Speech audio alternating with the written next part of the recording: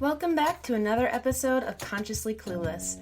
I'm your host, Carly, and I'll be your guide on this journey from consciousness to cluelessness and back around again. Thanks for joining me for another Sunday solo episode. Whether it's Sunday night and you're gearing up for your week, Monday morning and you're on your way to work, or whatever day this podcast has found you, I'm really glad you're here. This podcast is sponsored by BetterHelp. Is there something interfering with your happiness, or is it preventing you from achieving your goals? By now, you all know that therapy is an important part of my self-care. It has truly been a game changer in every aspect of my life. BetterHelp is the largest online counseling platform worldwide. They are changing the way people get help with facing life's challenges by providing convenient, discreet, and affordable access to a licensed therapist. BetterHelp makes professional counseling available anytime, anywhere, through a computer, tablet, or smartphone. You can start communicating within 48 hours. It's not a crisis line, it's not self-help, it is professional counseling done securely online. And I have a special offer for you. Visit betterhelp.com/Carly and join the over 1 million people taking charge of their mental health with the help of an experienced professional. By using this code, you get 10% off your first month. That's betterhelp.com/Carly. Take care of yourself today. Thanks again to BetterHelp for sponsoring this podcast. So last week on the solo episode, I talked about shifting into being a transformation coach and kind of bottling up all the other things I've done, certifications I have, and the way I want to approach working with people, and that's what feels right. So I'm embodying that name and using that name. So I explained that a little bit in the last episode, but I wanted to talk today for a few minutes about misconceptions about what coaching is in general, or like working with a coach, and then also some misconceptions about being a coach. So I found this really great article, and it has kind of a few things, and I'm going to mention some of them from here. I'll put this in the show notes. It is from Aaron Graham Coaching, so whoever that is, great article. So in this article, the first point is that coaching is just someone giving you advice. False. That is not true. If a coach you are working with, whether any type of coach, professional, personal, whatever, if they are just telling you what to do, that's not great. That's not helpful. You have the answers. You know what you need for your life because it is your life. So someone just straight up giving you advice, that's not what coaching is. It's helping you find the answers that feel good to you. Another thing, coaching is just like therapy. Big misconception. Coaching is not therapy. I go to therapy. I've talked about it before. I am not a therapist. I am not here to dig into mental health, like professional work that you need someone who is licensed, the psychological wounds or trauma, mental health disorders. That's not what coaching is. Of course, that comes into coaching if those are in your past, or if that is something that you currently work through, or whatever it is. But there is a certain level of functionality someone has when working with a coach.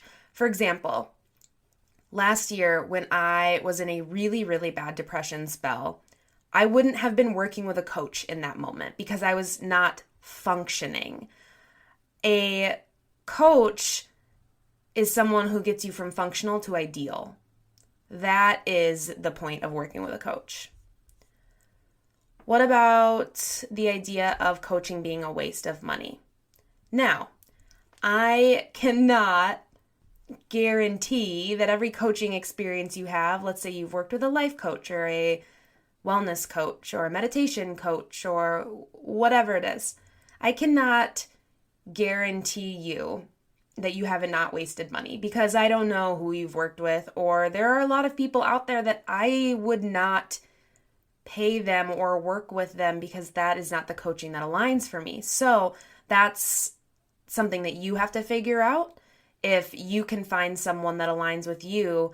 And then it's not a waste of money. If it is helping you and boosting the things you already want to be doing or the desires you have and you're just not sure how to get there, whatever it is, that's not a waste of money. So just finding someone that aligns with you is where that kind of myth is busted. This one's really funny. Coaching is just meaningless, fluffy talk. That is hopefully not too many people's experiences. I imagine it could be. But look, a coach is going to dive into, especially transformation coaching, like I've been talking about and I talked about in the last episode. That's going to dive into the who you are and the why you're doing the things you're doing and those like core beliefs and that inner dialogue and all that foundational stuff. That's not fluffy. That takes some work. It can be fun. It can be exciting. It can be challenging. It can be difficult. It can be all the things, but it's definitely not fluffy talk. Like, I am not a coach that is just here to give you like a motivational quote and push you on your way and wish you luck. I love motivational quotes. If you are at a certain level on Patreon, you get some of my favorite quotes. You get one every morning to your email inbox. So don't get me wrong, that's part of it, but that's not all of it. And fluffy talk makes me imagine it not being really sustainable or really like tangible items that you come up with. And if you're working with a coach, you want to feel like you leave a meeting with steps. You know what you're doing next and you know where you're going. Like, you should have a roadmap to know where you're going with that. So those are some of the misconceptions I think about working with a coach, because it is not standard, I think, especially in Western society, and I might be making broad assumptions here, I probably am, but I think that we don't talk about coaching in a way I would like to, because when we go and have an appointment at the doctor because we hurt our ankle, we know we're going to go to the doctor. But when we're having mental health issues, there's still stigma around going to a therapist. We know that. It's changing, but there's definitely still stigma. And depending on intersecting identities, that stigma may be even worse. I think there is some similar kind of negative connotations, or maybe even that word fluffy connotations, around the idea of working with like a life coach, a transformational coach, a health coach, even a fitness coach. Maybe fitness is seen a little differently, but there are still some kind of reservations people have that it's just like this like woo-woo thing. And I think that's a problem. We need to think of it as, I'm struggling with this, just like my ankle hurt and I went to the doctor. I'm struggling with my mindset and my anxiety and my breath. So I'm going to go to a transformation coach. I'm going to work on meditation. I'm going to work on breath, and I'm going to work on some inner dialogue stuff.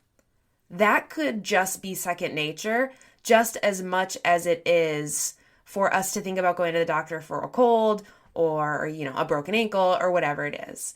So I think we need to kind of re-examine how we see coaching in general. A thing I want to say here at the end too, and I've mentioned this before, but I think it bears repeating, and I will repeat it again. To work with a coach does not mean that you are working with someone who has it all figured out. I talked about this way before on the podcast, like I think in some of the early episodes, about staying away from this person online. And in that episode, I kind of talked about the idea of like, those people that are selling you packages because it is the end all be all. It is your number one solution, every single problem in your life. And they market it as something that they are perfect and they are exactly who you should talk to because they're an expert, blah, blah, blah, blah, blah. You've seen these Instagram ads. Yes, people have certifications. I have certifications. I talk about those. But I never want to give someone the impression that I am doing any of this work because I have it all figured out. because I have my health figured out or my wellness or my mental health or anything. That is not the case. I have grown and I have learned and I have come so far, and that is why I want to share what I've learned and what I've acquired of knowledge in my life, of course, but I am not a perfect human being. I don't have it all figured out. I still have popcorn for dinner once in a while. I am not the epitome of health. I still have sad days. I still struggle with, whatever it is. I could list my faults or the things I'm working on for a while, but I will not.